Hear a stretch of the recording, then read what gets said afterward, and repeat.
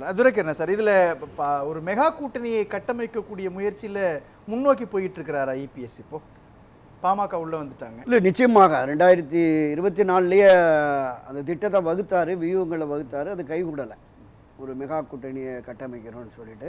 So இப்போ ஆட்சி அதிகாரத்திற்கு அனைத்து இந்த அதிமுகவை கொண்டு வர வேண்டிய அந்த நிர்பந்தம் கட்டாயம் இருப்பதால் அந்த முயற்சி எடுக்கிறார். நான் நம்ம தலைப்புக்குள்ளே இருந்தே பேசுகிறேன். யாருக்கு நெருக்கடி? ஆட்சி கட்சியான திமுகவுக்கும் நெருக்கடி, பிரதான எதிர்க்கட்சியான அண்ணா திராவிட முன்னேற்ற கழகத்திற்கும் நெருக்கடி, புதிதாக களத்திற்கு வந்து டிவிகே வெர்சஸ் டிஎம்கேன்னு பேசுகிற விஜய்க்கும் நெருக்கடி, எல்லாருக்குமே நெருக்கடி. 2026 தேர்தல் என்பது எல்லா அரசியல் கட்சிகளுக்குமே மிகப்பெரிய நெருக்கடியை கொடுத்துருக்குங்கிறத நான் பார்க்குறேன்.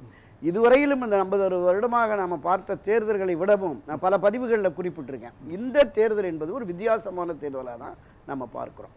இப்போ பிரதான எதிர்க்கட்சி அனைத்து இந்த அண்ணா திராவிட முன்னேற்ற கழகம். திராவிட முன்னேற்ற கழகம் மாறினால் அதிமுக. அதுதான் காலங்காலமாக நம்ம நடந்து வந்துக்கிட்டு இருக்கு, அது பார்த்துக்கிட்டு இருக்கோம். இந்த இருதுருவ அரசியல், இந்த திமுக வெர்சஸ் அதிமுகங்கிறது கடந்த 50 ஆண்டுகளாக இருக்கிறது. இப்போ தாவேக்காங்கிற ஒரு புதிய ஃபோர்ஸ் வந்ததுக்கு பிறகு லேசான ஒரு சர்க்கிள் தாவேக்காவோடு இணைந்து நாம் அந்த வெற்றியை பெற வேண்டும் என்று மரியாதைக்குரிய திரு எடப்பாடியார் அவர்கள் முயற்சி மேற்கொண்டார். அது கைகூடலை. அவருடைய நோக்கம் என்னவா இருந்ததுன்னா, இந்த திரு ஓபிஎஸ், திருமதி சசிகலா, டிடிவி இந்த வாக்குகள் 7% சொல்கிறாங்க, இவர்களை இணைக்காமல் தாவேக்காவை இணைத்து விட்டால் அந்த வாக்கு நமக்கு 10-15% வந்துடும், எளிதாக வெற்றி பெற்று திமுகவை வீழ்த்தலாம் அப்படிங்கிற மாதிரி கருத்தாக்கம் இருந்தது. அந்த அடிப்படையில் தன்னுடைய பயணத்தை தொடங்கினார், வியூகத்தை வகுத்தார்.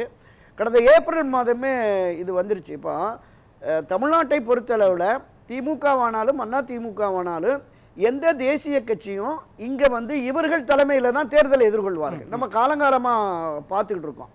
எனவே அந்த அடிப்படையில் தான் இங்கே என்டிஏ தலைமை என்பது திரு எடப்பாடியார் அவர்கள் தலைமையில் அப்படிங்கிறத பிரகடனப்படுத்திட்டாங்க, அந்த மாற்று கருத்து இல்லை. ஆனாலும் கூட திரு எடப்பாடியாரும் அவரை சார்ந்தவர்களும் இங்கே தமிழகத்தில் இருக்க பாஜக நயினார் நாகேந்திரன் உள்ளிட்டவர்களும் தான் திரு எடப்பாடி அவர்களை முதலமைச்சராகி அதிமுக ஆட்சிங்கிறாங்க. எனக்கு புரியுது, நீங்க தமிழ்நாட்டினுடைய அரசியல் நீண்ட காலம் பார்த்துட்டு வரீங்க. இப்போ டாக்டர் ராமதாஸ், அதே மாதிரி இந்த பக்கம் வந்து டிடிவி தினகரன், ஓபிஎஸ், இவங்க எல்லாரும் ஒரு அணியில இருந்து அதிமுகவோடு இருக்கிறாங்க அப்படின்னா நீங்க வந்து ஒரு பெரிய நெருக்கடியை ஆளும் திமுக கொடுக்கலாம் அப்படின்னு பார்க்கலாம். இவங்க எல்லாமே ஒன்றா இல்லையே. ஒன்றா இல்லாத பொழுது எப்படி வந்து திமுகவுக்கு நெருக்கடியை உருவாக்க முடியும்? இல்லை, ஒன்றாக இணைவதற்கு எப்போது வேண்டுமானாலும் வாய்ப்பு இருக்கிறது, சாத்தியக்கூறு இருக்கு அப்படிங்கிறது மாதிரி தான். ஆனால் அவர் கடைசி வரை சொல்லிட்டாரே சார், டிடிவி தினகரனுக்கு ஓபிஎஸ்க்கு அனுமதியே கிடையாது. 2023 பாஜகவிலிருந்து வெளியேறி திரு எடப்பாடியார் என்ன சொன்னாரு?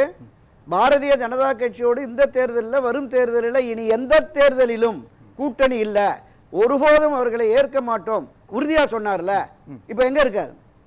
உறுதி தளர்ந்துருச்சுல. அப்ப வெற்றி முக்கியம், நம்ம ஆட்சி அதிகாரத்திற்கு வர வேண்டும் என்கிற நிலைப்பாடு அவருக்கு இருக்குமே என்றால் விட்டு கொடுக்கணும்ல. ஓபிஎஸ் ஸ்டாண்ட் என்னவா இருந்திருக்கும் இதுல? டிடிவி தினகரன், ஓபிஎஸ், டிடிவி தினகரன் கூட நீங்க கட்சியா கூட்டணிக்குள்ள சேர்ப்பாரா? அவர் டிடிவி தினகரன் கூட்டணிக்குள்ள கட்சியா வந்தார்னா அதிமுகவில் அதிகாரத்தை கைப்பற்ற மாட்டாருன்ற ஒரு வியூகம் இருக்கும். ஆனால் ஓபிஎஸோட நிலைப்பாடு என்னன்றது இபிஎஸ் சந்தேகப்படுவார் இல்லையா? இப்போ அதில் எப்படி அதை ஹேண்டில் பண்ணுவார்? டாக்டர் ராமதாஸ் என்ன ஸ்டாண்ட் எடுப்பார் இதில்? இல்லை, இப்போ திரு ஓபிஎஸ் அவர்களை பொறுத்தளவில் கடந்த மாதம் மரியாதைக்குரிய அமித்ஷா அவர்களை டெல்லியில் வந்துட்டு போது தன்னுடைய நிலைப்பாடு என்னன்னு சொல்லியிருக்கார். 2021 அதிமுக பைலாப்படி நடந்த அந்த தேர்தல் அடிப்படையில் ஒரு ஒருங்கிணைப்பை முயற்சி பண்ணுங்க. 89 ஜா அணி இணைந்த போது என்னை நம்பி இருக்கிற ஆயிரக்கணக்கான தொண்டர்களையும் அதில் அகாமடேட் பண்ணிக்கணும், அதுதான் எங்கள் கோரிக்கை அப்படின்னு. அது ஏற்கப்படுகிறதா இல்லையா என்பதை நமக்கு இந்த எல்லாருமே தை பிறந்தால் வழி பிறக்குங்கிறாங்க. என்ன வழி பிறக்குங்கிறத நம்ம பார்த்துக்கலாம். அதை தாண்டி எந்த வகையில் இதில் உடன்பட போகிறார்கள் அப்படிங்கிறது நமக்கு கேள்விக்குறியாக தான் இருக்கு. அதுதானே சந்தேகம். அதுதானே வந்து அதுதான் நான் சொல்ல வந்தேன். அரசியல்ல எப்போது வேண்டுமானாலும் எது வேண்டுமானாலும் நடக்கலாம். கூட்டணி என்பது காலையில் 11 மணி வரைக்கும் அறிவாலயத்தில் பேச்சுவார்த்தை நடக்கும். 1 மணிக்கு போயஸ் கார்டனில் போய் அந்த அம்மாட்ட கையெழுத்து வாங்கி 2 சீட்டு எக்ஸ்ட்ரா வாங்கிட்டு போயிடுவாங்க. அதனால் அரசியலில் எப்போது வேண்டுமானாலும் எது வேண்டுமானாலும் நடக்கும். அடிக்கடி நம்ம பேசுகிற டயலாக், நிரந்தர நண்பனும் இல்லை, நிரந்தர பகைவனும் இல்லை. கொள்கை லட்சியம் எதுவுமே கிடையாது சார், வெற்றி முக்கியம் தான். வெற்றி தான் முக்கியம். எனக்கு அதற்காக எந்த நிலைப்பாட்டையும் எந்த அரசியல் தலைவரும் எடுப்பார்கள், இபிஎஸ் எடுப்பார். ஏன்னா 2 நாட்கள் தமிழ்நாட்டில் மத்திய உள்துறை அமைச்சர் அமித்ஷா இருக்கிறாரு, பொதுக்கூட்டங்களில் பங்கேற்கிறாரு. பாஜகவினுடைய மாநில தலைவர் நடத்தக்கூடிய அந்த பேரணியில் இறுதி நிகழ்ச்சி ஒரு தன்னுடைய கூட்டணி பலத்தை காட்டுவதற்காக கூட அங்கே போயிருந்திருக்கலாம். அது நிராகரிக்கப்படுகிறது. மத்திய உள்துறை அமைச்சர் அமித்ஷாவை முன்னாள் அமைச்சர் எஸ்பி வேலுமணி தான் 2 முறை சந்திக்கிறார். அப்போவும் அதை பற்றியான ஏதோ ஒரு டிமாண்ட் வைக்கிறேன், 2 வைக்கலாம் சார், அது போய் பேசாமல் இருக்குது. ஒன்று, அதிக இடங்களான தொகுதிகளை கொடுங்க அப்படின்றதுக்கான ஒரு விஷயத்தை வச்சிருக்கலாம், அது ஒத்துழையாமல் இருக்கலாம். இன்னொன்று, அதிமுகவில் பிரிந்து இருக்கக்கூடியவங்கள ஒன்று சேருங்க. இது 2 டிமாண்டும் அவருக்கு பிடிக்கலன்னு தானே அர்த்தம், அல்லது 2 டிமாண்ட் மேலே அவர் விருப்பம் இல்லாமல் தானே பங்கேற்க இல்லைன்னு அர்த்தம். அதை புரிஞ்சுக்க வேண்டியது. பாரதிய ஜனதா கட்சியிலிருந்து அதிமுக விலகுகிறது, கூட்டணியில் விலகுகிறதுன்னு அறிவுக்கு முன்னாடி இருவரும் கூட்டணியில் இருந்தாங்கல்ல, அப்போதே திரு அமித்ஷா ஒரு நிகழ்வுக்கு வர்றார். அப்ப இவர் சந்திக்கல, கூட்டணி கட்சி தலைவர் என்கிற முறையில் நீங்க சந்திச்சிருக்கலாமே அப்படின்னு கேட்டபோது திரு எடப்பாடி பழனிசாமி என்ன சொன்னார் தெரியுமா? ஏங்க அவங்க இங்க வந்துட்டு போவாங்க, அவங்க கட்சி வேலையா, அவங்க எல்லாம் பார்க்கறது எங்களுக்கு என்ன வேலையான்னு கேட்டார். இன்னும் இருக்கு, அது பதிவு இருக்கு, உங்களுக்கும் தெரியும். அந்த நிலைப்பாடு அப்பவே அவருக்கு இருந்தது. ஆனால் அந்த பாரதிய ஜனதா கட்சியோடு உடன்பாடு கொள்வதற்கு விருப்பம் இல்லை. திரு வேலுமணி போன்றவர்கள் இன்னும் சில பாஜக ஆதரவு நிலைப்பாட்டில் உள்ளவர்கள் அழுத்தம் காரணமாக சட்டமன்றம் நடந்துகிட்டு இருக்கிற போதே தூக்கி டெல்லியில் போய் உட்கார வச்சுதானே ஒப்பந்தம். நீங்க வலிமை மிக்க அமித்ஷாவையும் பாஜக டெல்லி பாஜகவையும் சவால் விடக்கூடிய அளவிற்கு வலிமை இருந்திருந்தா இங்க புரட்சி தலைவர் எம்ஜிஆர் மாளிகைக்கு தான் பாஜக உடன்பாடு வச்சிருக்கணும். அப்படி இல்லை. நீங்க அங்க அறிவித்ததுக்கு பிறகு கூட நம்ம பல பதிவுல பேசியிருக்கோம். அமித்ஷா மட்டும்தான் சொன்னாரு, இது மாதிரி அதிமுகவோட நாங்க இங்க கூட்டணி வச்சிருக்கிறோம், என்டிஏ தலைமையில தான் அங்க ஆட்சி அமைக்க போகுதுன்னு அவர் ஒரு எக்ஸலத்திலையும் பத்திரிகையாளர் சந்திப்புன்னு சொல்றாரு. அங்கிருந்து வந்த திரு எடப்பாடி ஒரு வாரமா இங்கேயே எதுவுமே சொல்லல, பாஜகவோடு நாங்க கூட்டணி வைத்திருக்கோம்னு.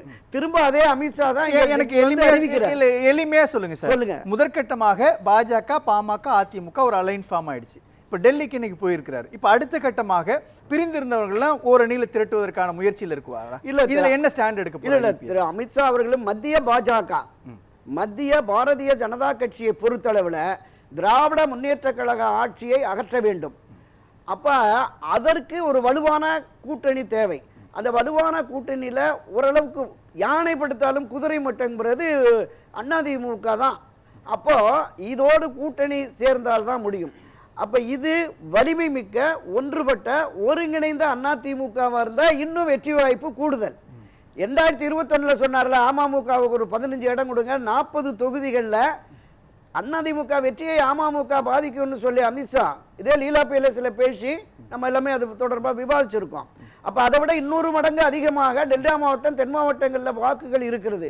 குறைந்தபட்சம் ஒரு 50-60 தொகுதிகளில் நான் பேசுறேன், 50-60 தொகுதிகளில் வெற்றி தோல்வியை தீர்மானிக்கக்கூடிய சக்தியாக திரு ஓபிஎஸ், திரு சசிகலா, திரு டிடிவி தினகரனுடைய வாக்கு வங்கி இருக்கிறது, இன்னும் இருக்கிறது உங்களுக்கு தெரியும். கடந்த 2024 தேர்தலில் பாஜக எடுத்த அந்த 18-19% இருக்குல்ல, 15% வாக்குகள் இந்த 3 பேருடைய ஆதரவு. யாரு? திரு ஓபிஎஸ், சசிகலா, டிடிவினுடைய ஆதரவு தான். அதுதான் அவங்களுக்கு ஒரு பெரிய பலமாக இருந்தது. அந்த அடிப்படையில ஒருங்கிணைந்த ஒன்றுபட்ட வலிமை மிக்க அதிமுகவோடு வலுவான கூட்டணியை கட்டமைக்க வேண்டும் என்று பாரதிய ஜனதா கட்சி முயற்சி எடுக்கிறது. அந்த முயற்சி வெற்றி பெறுமே என்றால் இந்த நெருக்கடியிலிருந்து அதிமுக மீண்டெழுந்து வருவதற்கு கூடுதல் வாய்ப்பு இருக்கிறது. மக்கள் தீர்ப்பை எப்படி பார்க்குறீங்க? இல்ல, இப்ப ஆட்சி கட்சியாக திராவிட முன்னேற்ற கழகம் இருப்பதனால பொதுவெளிகளில் மக்கள் மத்தியில் இந்த கருத்தாக்கம் பெரிய அளவில் இருக்கு. இன்னொன்று, இந்த ஆட்சி வந்த ஒரு ஆண்டு பொறுமையாக இருந்த எல்லோருமே போராட்ட களத்துக்கு வந்துட்டாங்க. அரசூழியர்கள், ஆசிரியர்கள், மருத்துவர்கள், செவிலியர்கள், இந்த பக்கம் விவசாயிகள், போக்குவரத்து ஊழியர்கள், மின்வாரிய ஊழியர்கள், துப்புரவு தொழிலாளர்கள், பார்வையற்றவர்கள், போராட்ட களத்திற்கு வராத எந்த அமைப்புமே இல்லை. இது ஒரு பொதுவெளி தாக்கத்தை நிச்சயமா ஏற்படுத்தியிருக்கிறது தான் இந்த பெர்சன்டேஜ் அதிகம். இன்னொன்று, இந்த மின்கட்டண உயர்வு, இந்த 2 மாதத்துக்கு ஒரு மின்கட்டணம், இந்த குறிப்பிட்ட சில விஷயங்கள், கேஸுக்கு 100 தராது, இது மக்கள் மத்தியில் ஒரு பெரிய அதிர்ச்சி இருக்கிறது. எனவே ஆட்சி மாற்றத்தை விரும்புகிற, ஆட்சி மாற்றத்தை கொண்டு வர நினைக்கிற பொதுமக்கள் வாக்காளர்கள் மத்தியில் இன்னொரு கட்சி ஆட்சி அமைப்பதற்கு தயாராக இருக்கிறது, அது வலிமையாக இருக்கிறது, அது வலுவான கூட்டணியோடு இருக்கிறது, திமுக அணியை வீழ்த்துவதற்கு இது சரியான அணி என்கிற பார்வை வருவதற்கு ஒரு வலுவான வலிமையான கூட்டணியை பிரதான எதிர்க்கட்சி கட்டமைக்க வேண்டிய கட்டாயத்தில் இருக்கிறது. ஸோ அப்படி வந்தால்தான் இந்த நெருக்கடி நிலையிலிருந்து திமுகவுடைய நெருக்கடி நிலையை இவர்கள் சாதகமாக பயன்படுத்தி வெற்றி இலக்கை நோக்கி போகக்கூடிய நிலைமை இருக்கும். இன்னொன்று, திராவிட முன்னேற்ற கழகத்துக்கு ஏன் கூடுதல் நெருக்கடினா, இருக்கிற கூட்டணி கட்சிகள் இப்போ 6 மணமே 6ன்னு போயிட்டாங்க. இப்போ எல்லாருமே இரட்டை இலக்கம், கம்யூனிஸ்ட், விசிகா, மதிமுக உட்பட எல்லாருமே இரட்டை இலக்கம்னு கேட்குறாங்க. காங்கிரஸ் கட்சி இன்னும் கூடுதலாக போய் ஆட்சி அதிகாரம் துணை முதலமைச்சர் வரைக்கும் வந்துட்டாங்க. இப்போ சகோதரர் ஜீவா சொன்னார்ல, 1-2 பேர் பேசுகிறாங்கன்னு இல்லை, மாவட்ட காங்கிரஸ் தீர்மானம் போடுறான். நீங்கள் இங்கே காங்கிரஸினுடைய துணைத் தலைவர் பொன் கிருஷ்ணமூர்த்தி துணை முதலமைச்சரே கேட்போங்கிறாங்க. சட்டமன்ற காங்கிரஸ் தலைவர் ராஜேஷ்குமார் இங்கிருந்து 6 நிர்வாகிகளோட டெல்லியில் போய் பேசுகிறார். தமிழ்நாடு இளைஞர் காங்கிரஸ் தீர்மானம் போட்டு டெல்லிக்கு அனுப்புகிறாங்க. இந்த முறை 1980 நமக்கு ஒரு வாய்ப்பு வந்தது, விட்டுட்டோம். 96 ஒரு வாய்ப்பு வந்தது, விட்டுட்டோம். இந்த முறை விட்டோம்னா முடியாது. எனவே நாம் வர வேண்டும் என்கிறத சகோதரர் சொன்ன மாதிரி திருச்சி வேலுசாமி ஊரா போய் இந்த கருத்தை வலிமையா சொல்றார். இப்போ இதுவும் ஒரு நெருக்கடியா இருக்கிறதுனால இந்த கருத்து வந்திருக்கு பொதுவெளிக்கு. நன்றி நந்தகுமார் சார்.